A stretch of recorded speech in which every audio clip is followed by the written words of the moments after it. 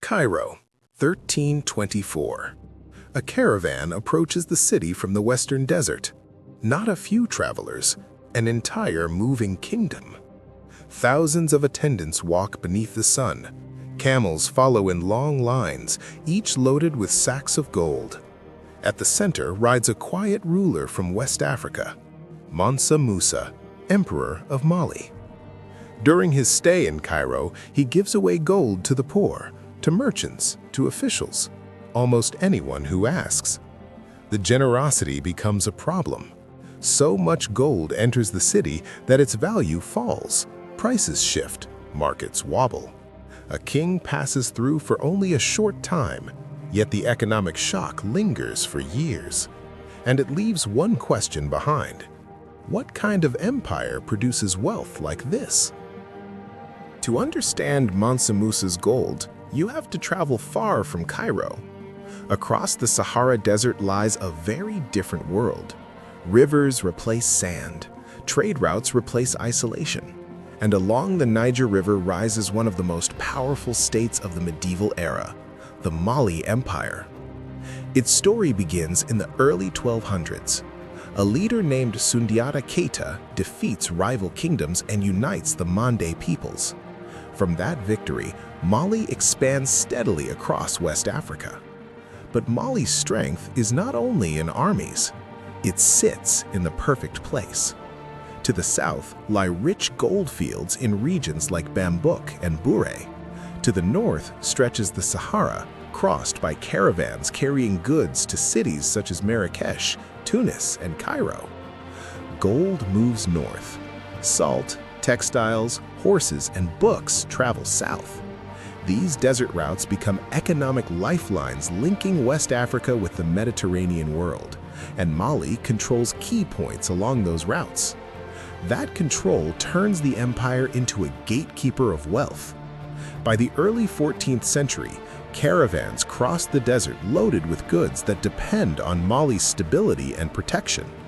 Gold flows outward from the empire.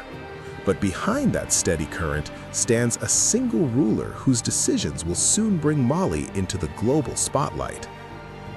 Around 1312, the throne of Mali passes to a man named Musa Keita, remembered today as Mansa Musa. The title Mansa simply means king, but Musa rules something far larger than a small kingdom. At its height, the Mali Empire stretches across much of West Africa, connected by rivers, caravan roads, and loyal provincial leaders. Gold moves through its markets. Caravans cross its lands under imperial protection. Musa's name does not echo through history because of a war or conquest. Instead, it is tied to a single decision, a journey required by faith, a pilgrimage to the holy city of Mecca. What begins as a religious duty will soon reveal Mali's wealth to the wider world. In 1324, Mansa Musa begins a journey expected of every devout Muslim ruler. He sets out for Mecca to complete the Hajj, the sacred pilgrimage. But Musa does not travel quietly. His caravan stretches for miles across the Sahara. Thousands of attendants walk beside soldiers, officials, and servants. Camels carry supplies for the long desert crossing. They also carry something else: gold. When the caravan reaches Cairo, the city quickly realizes this is no ordinary traveler. Cairo's scholars, merchants, and officials watch the caravan pass through the city. Stories of the West African emperor spread quickly through its markets and mosques. A powerful empire exists deep in West Africa, an empire with access to extraordinary wealth. Word of the pilgrimage travels across the Islamic world, recorded in chronicles and passed along trade routes. For many outside West Africa, it is the first hint that a powerful empire exists beyond the Sahara. And once people know where gold might be found, curiosity begins to grow far beyond the desert. News of Mansa Musa's pilgrimage does not fade after he leaves Cairo. Merchants carry the story along caravan routes. Scholars record it in their writings. Travelers repeat it in distant cities. Piece by piece, knowledge of Mali spreads across the medieval world. One of the most detailed accounts comes from the Arab historian Al-Umari, who later gathers descriptions from people who had seen Musa's caravan with their own eyes. Their reports paint the same picture: a powerful ruler from West Africa with astonishing access to gold. Cartographers begin paying attention. In 1375, a remarkable map appears in Europe called the Catalan Atlas, created in Majorca. On its West African section sits the image of a crowned king holding a large gold nugget in his hand. The figure represents Mansa Musa. The image says something simple but powerful. Gold lies in the lands south of the Sahara. For European observers, the message is irresistible. Somewhere beyond the desert stands a kingdom tied to immense wealth. Yet, knowing about Mali does not mean reaching it. Between Europe and those gold fields stretches a barrier that few outsiders understand, and even fewer can cross. Between Europe and Mali lies a vast obstacle: the Sahara Desert. It is not an empty space on the map. It is a difficult world of shifting sand, harsh winds, and long distances between water sources. Crossing it requires careful planning and deep knowledge of the land. For centuries, experienced Berber and Saharan traders manage these routes. They travel in organized camel caravans, moving from oasis to oasis across the desert. These merchants control the arteries of the trans-Saharan trade. Through these caravans, the wealth of Mali quietly travels north. In return comes salt, cloth, metal goods, and horses from the north. European kingdoms stand outside this system. They lack the desert expertise, the camel networks, and the political ties needed to enter the trade. So even as stories of Mali's wealth circulate across maps and manuscripts, the gold itself remains beyond Europe's direct reach. Meanwhile, inside the empire, that wealth begins shaping something more lasting than trade. Mansa Musa does not spend his wealth only on caravans and gifts. He invests it at home.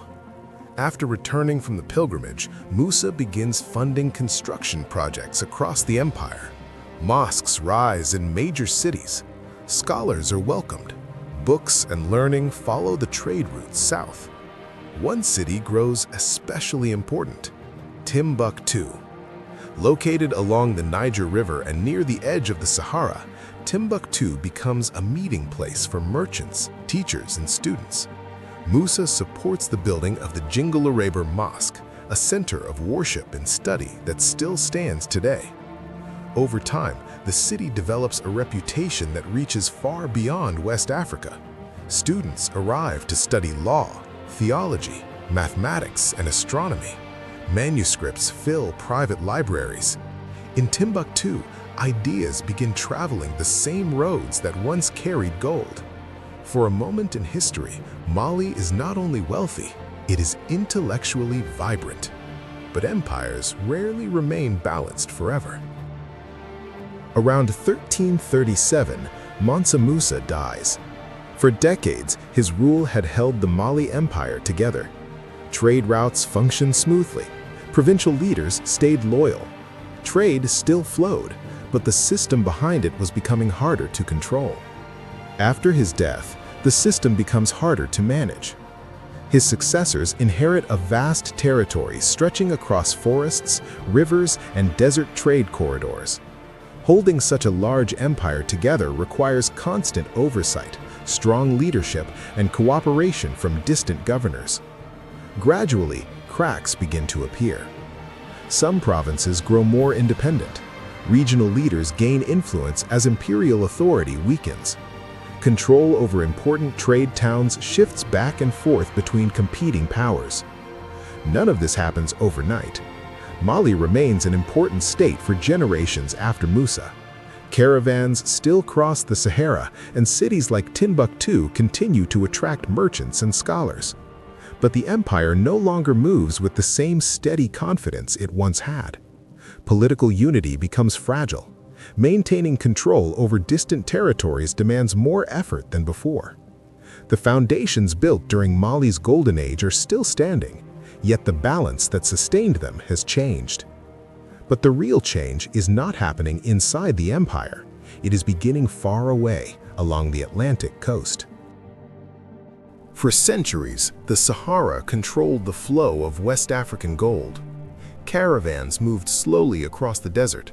Cities along the trade routes prospered. Empires like Mali built their power by guiding and protecting that exchange. Then, in the 15th century, something changes.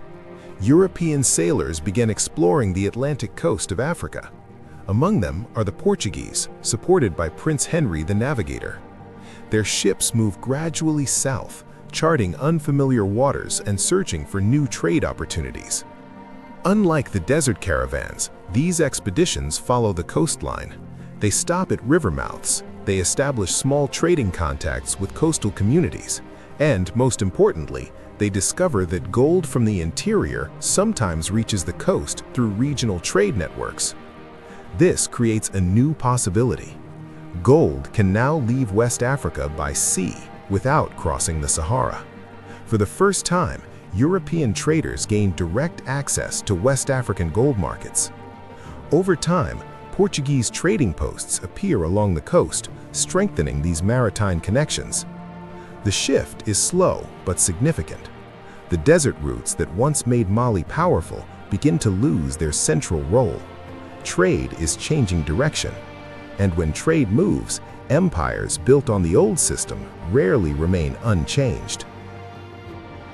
As Mali's authority weakens, another power begins to grow along the Niger River. The Songhai people had long lived in this region, centered around the trading city of Gao.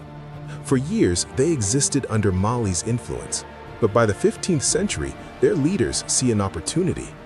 Control of the river means control of trade. One ruler pushes this expansion further than any before him, Sunni Ali, who takes power around 1464. Sunni Ali builds a disciplined army and a strong river fleet. Instead of defending old routes, he moves aggressively to seize the cities that once anchored Mali's influence. One by one, the balance shifts. In 1468, Songhai forces capture Timbuktu, the famous center of learning and trade. Soon after, the rich commercial city of Djenné also falls under Songhai control. These victories bring key trade networks into Songhai hands. What had once been the heart of Mali's empire now belongs to a rising rival. By the late 15th century, Songhai stands as the dominant power in the region. The golden empire that once amazed the world does not vanish overnight, but its center of power has clearly moved elsewhere. For centuries, the Mali Empire stood at the center of the world's gold trade. Its rulers controlled rich gold fields and the desert routes that carried that wealth north across the Sahara. Geography and established trade networks kept the empire beyond direct European reach. Mansa Musa's famous pilgrimage briefly revealed that hidden power to the wider world. Maps recorded it, travelers described it, legends grew around it. Yet by the time Europeans found new paths to West African gold along the Atlantic coast, Mali's golden age was already fading. The empire that once astonished Cairo had passed its peak. For a moment, in 1324, Cairo watched a king arrive from the edge of the known world. His empire would rise and fall like many others, but the image of that caravan, gold crossing the desert, never faded from history.